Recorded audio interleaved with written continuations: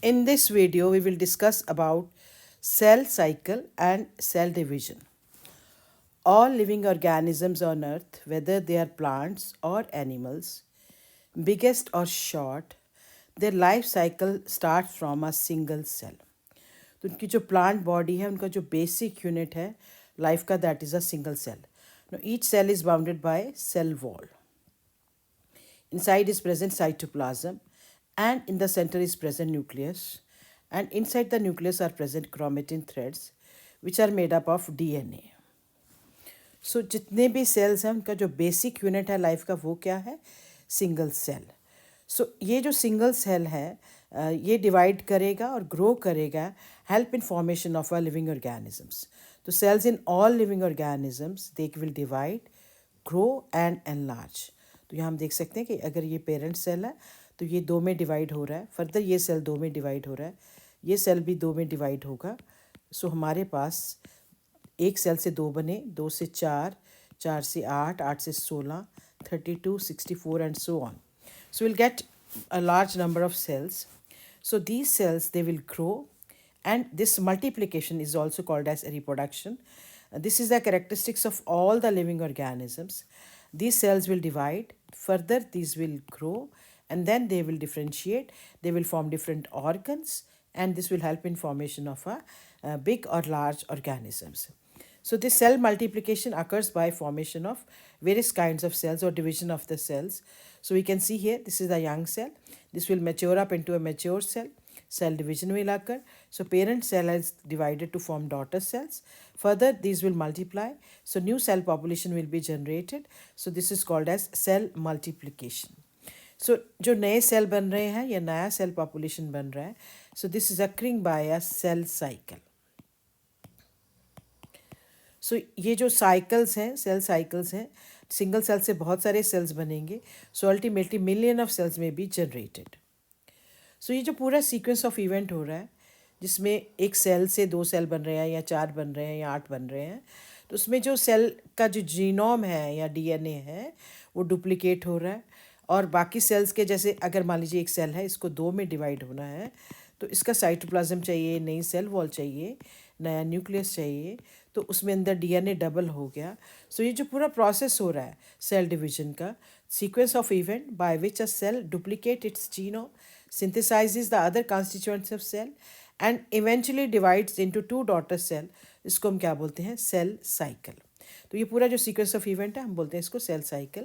अब हम डिस्कस करने जा रहे हैं कि सेल साइकिल में होता क्या है, क्या चेंजेस होती हैं. तो पहला हमने डिस्कस किया कि सेल डिवीजन होगी. हमने अभी डिस्कस किया कि यंग सेल वो मेच्योर हो जाएगा, मेच्योर से आगे डॉटर सेल्स बनेंगी. सो सेल डिवीजन एक बहुत इंपॉर्टेंट कॉन्स्टिट्यूएंट्स है लिविंग बींग्स का. एंड ये जो पूरा प्रोसेस है this is leading to formation of millions of sales.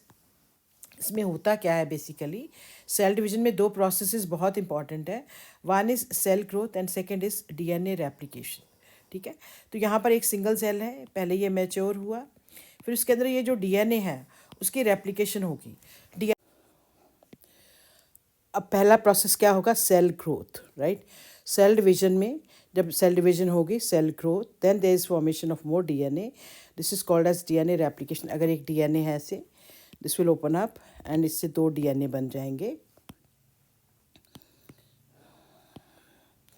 इसको हम बोलते हैं DNA replication.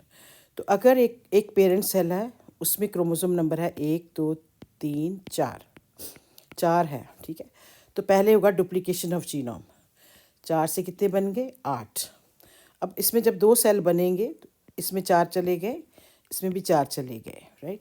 So parent cell से जब दो डॉटर सेल बने, they will have 4 chromosome number as that of the parent cell.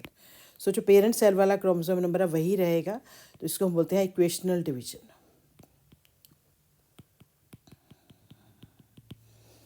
So duplication of genome होगा, DNA replication होगा, सेल की ग्रोथ होगी.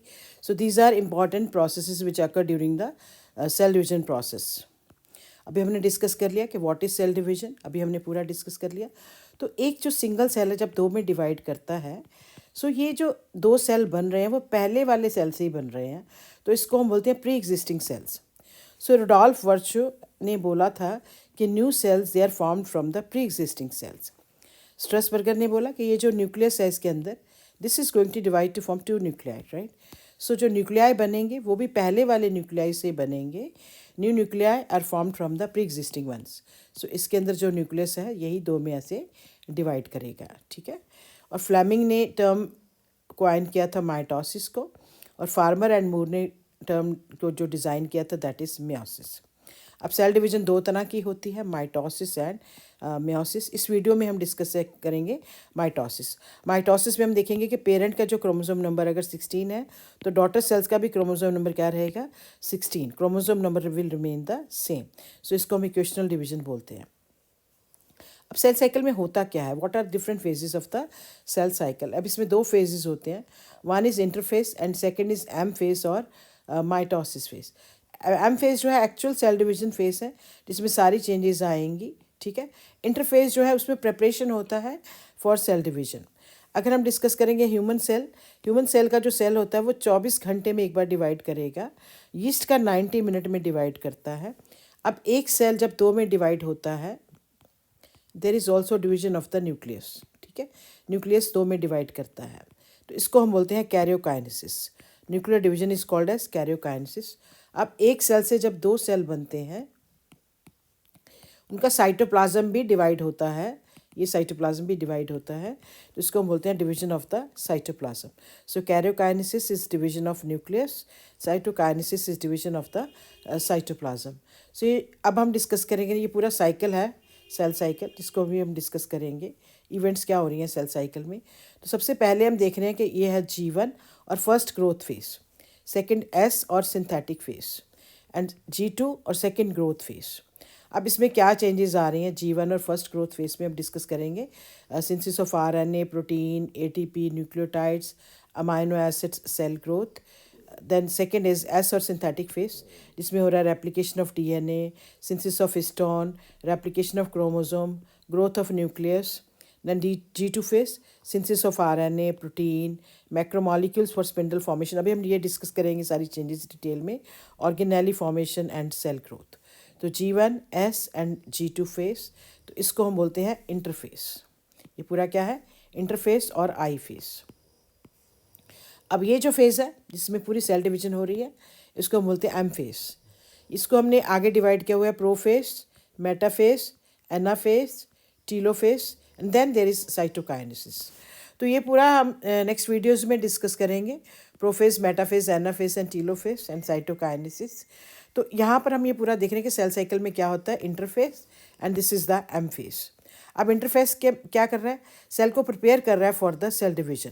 तो इसमें तीन फेजेस आ गए, G1, S and G2 phase. G1 को हम बोलते हैं gap 1, G2 is gap 2 and S is the synthesis phase. अब हम डिटेल में डिस्कस करते हैं कि क्या क्या होता है. अब G1 फेज में क्या होता है कि सेल जो है वो मेटाबॉलिकली एक्टिव है, वो डिवाइड करेगा, लेकिन इसमें DNA रेप्लिकेशन नहीं हो रहा, ठीक है. फिर आ गया एस फेस. एस फेस में क्या होगा, DNA जो है वो रेप्लिकेट होके डबल हो जाएगा. अगर 2 है तो 4, अगर 4 है तो 8.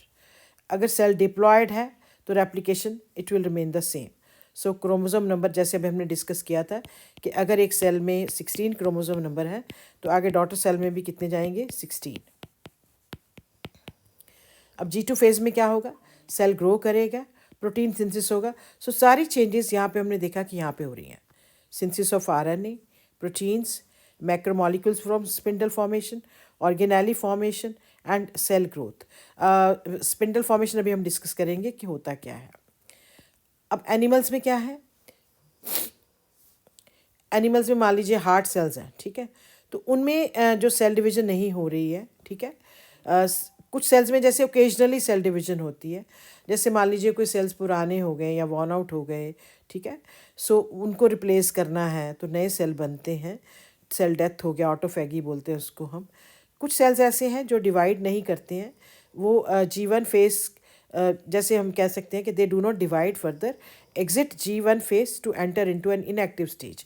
मान लीजिए ये G1 फेस है सेल का, तो इसके बाद वो डिवाइड नहीं करेंगे तो वो ऐसे इनएक्टिव हो जाएंगे, तो उसको हम बोलते हैं क्विसेंट स्टेज और G0 stage. Cell remain metabolically active, so वो आगे जाके डिवीज़न नहीं होगी, प्रोलिफिकेशन नहीं होगी, वो ऐसे ही पड़े रहेंगे जब तक उनकी रिक्वायरमेंट नहीं है। जब उनका रिक्वायर्ड होगा तब वो प्रोलिफेट हो सकते हैं।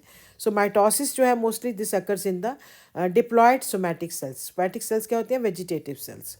इसका एक एक्सेप्शन है मेल हनी बी, जिसमें माइटोसिस हैप्लॉयड सेल्स में भी हो सकता है। यूजुअली ये डिप्लॉयड सेल्स में होता है माइटोसिस प्रोसेस, लेकिन ये हैप्लॉयड्स में भी हो सकता है। प्लांट्स में वो दोनों में हो सकता है, haploid as well as in diploid, लेकिन एनिमल्स में सिर्फ मेल हनी बी जो है वो हैप्लॉयड सेल्स में माइटोसिस होता है, लेकिन बाकियों में डिप्लॉयड में होगा। तो इसकी बहुत सारी स्टडी जो है अनियन से किया गया है। अनियन को जैसे हम पानी के ऊपर रख देते हैं तो उसकी रूट्स आ जाती हैं ऐसे करके। तो रूट जो है ऐसे, ये रूट है, इसका जो ये वाला जो पार्ट होता है इसको बोलते हैं रूट टिप। अब रूट टिप को लेके हम माइटोसिस की स्टडी कर सकते हैं। तो बहुत सारा लेबॉर्ट्रीज में इस पर काम होता है। तो जो अनियन का अगर हम देखें क्रोमोसोम नंबर होता है 16। तो अब हम इसको अगर काउंट करेंगे 1 2 3 4 5 6 7 8 9 10 11 12 13 14 15 16। तो अब इससे जो डॉटर सेल्स बनेंगे उनमें भी सेम रहेगा। सो क्रोमोसोम नंबर रहेगा सेम, तो उसमें भी G1 S and G2 phase होगा। DNA कंटेंट अभी हमने जैसे देखा कि डबल हो जाता है ड्यूरिंग सेल साइकिल। तो ये पूरा सीक्वेंस ऑफ इवेंट है जिसमें सेल अपने आप को प्रिपेयर करता है और फिर वो डिवाइड करता है, उसको हम बोलते हैं सेल साइकिल। तो नेक्स्ट वीडियो में हम डिस्कस करेंगे इन डिटेल कि अब सेल साइकिल के बाद प्रोफेज, मेटाफेज, एनाफेज और टीलोफेज में क्या चेंजेस आती हैं, वो हम डिटेल में डिस्कस करेंगे। सो सेल साइकिल अभी हमने डिस्कस कर लिया है कि this phase is called as interphase and this is the M phase, right. So इसमें ही सारा पूरा प्रिपरेशन हो रहा है, G1 S and G2 phase and this is the M phase. So thank you for watching my video. If you like my video please like, share and subscribe.